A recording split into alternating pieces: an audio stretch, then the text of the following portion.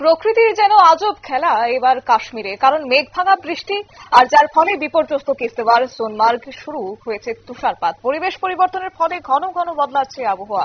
এখনো পর্যন্ত আপডেট কি রয়েছে জানবো বিস্তারিত। আমাদের সঙ্গে যুক্ত হয়েছে প্রতিনিধি সৌম্য মুখোপাধ্যায়। সৌম্য, কি জানতে পারছো পরিস্থিতি কেমন রয়েছে?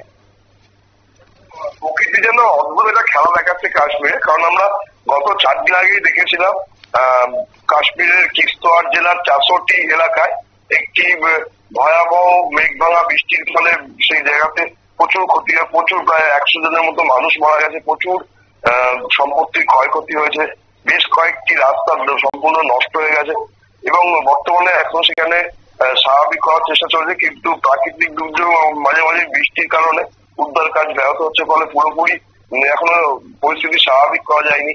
সেই কিস্তোয়ারের পাশাপাশি আরো বেশ কিছু জায়গাতেও বর্তমানে বৃষ্টি হচ্ছে, কিন্তু এর মধ্যেই আজকে একটা অদ্ভুত দৃশ্য দেখা গেল কাশ্মীরের অন্য একটি দিক সোনমার্গে।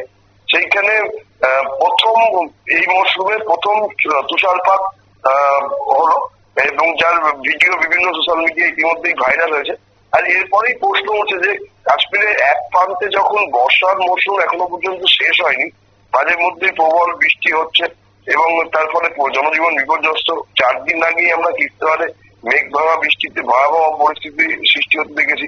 বর্ষার মৌসুম যখন পুরোপুরি কাশ্মীর থেকে শেষ হয়নি, তার মাঝেই হঠাৎ করে এত তাড়াতাড়ি এই সময়ে কাশ্মীরে বরফ পড়ার ঘটনা অনেকেই বেশ কয়েক বছর ধরে দেখেননি বলেই দাবি করছে। এই ঘটনা তার ফলে তাদের মধ্যে একটা অনেকেই অবাক হয়ে গেছেন, অনেকে আবার নতুন কিছু আশঙ্কা করছেন, কারণ তাদের মধ্যে যে প্রকৃতি যদি ঘন ঘন পট পরিবর্তন করে তাহলে সেটা এলাকার মানুষের পক্ষে শুভ নয়।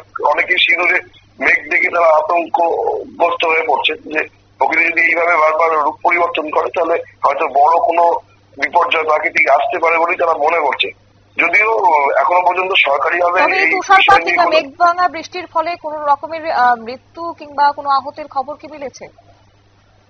না, দেখো, মেঘ ভাঙা বৃষ্টিতে তো ইতিমধ্যেই প্রায় 100 জনের মৃত্যুর খবর হয়েছে। ঘটনার দিনই প্রায় 50 জনের মৃতদেহ উদ্ধার হয়েছিল, তার পরে পরে আরো মৃতদেহ উদ্ধার হচ্ছে। এখনো বেশ কয়েকজন নিখোঁজ রয়েছে, তবে উদ্ধারের জন্য তল্লাশি চলছে।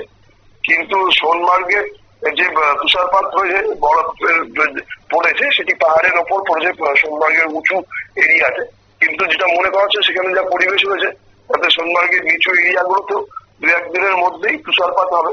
আর যদি এই ঘটনা হয় তাহলে একটা আশ্চর্য ঘটনা ঘটবে বলেই মনে করা হচ্ছে যে একদিকে একই রাজ্যের এক প্রান্তে যখন বর্ষা চলছে প্রবল, এমন কিছু একটা দূরত্ব নয় কিস্তোয়ার থেকে সোনমার্গে, যেখানে বর্ষা চলছে, অন্যদিকে একই রাজ্যে সেইখানে কি করে তুষারপাত হতে পারে এবং এগিয়ে এসছে তুষারপাতের বিষয়টা, যে যেখানে আরো কিছুদিন পরে হওয়ার কথা সেখানে এখনো সেপ্টেম্বর মাস পরেনি, আগস্টের মাঝামাঝি সময় তুষারপাত হচ্ছে, যেটা অনেককেই অবাক করেছে। শতাব্দী, ধন্যবাদ। অর্থাৎ একদিকে যখন মেঘ ভাঙা বৃষ্টিতে বিপর্যস্ত কিস্তোয়ার, অন্যদিকে তুষারপাতের রীতিমতো শুরু হয়েছে সোনমার্গে, যার ফলে এই প্রকৃতির খামখেয়ালিপনার কারণে এবার রীতিমতো বিপর্যস্ত হতে হচ্ছে জনজীবন। নিয়ে নিচ্ছে ছোট্ট একটি বিজ্ঞাপন বিরতি, সঙ্গে থাকুন।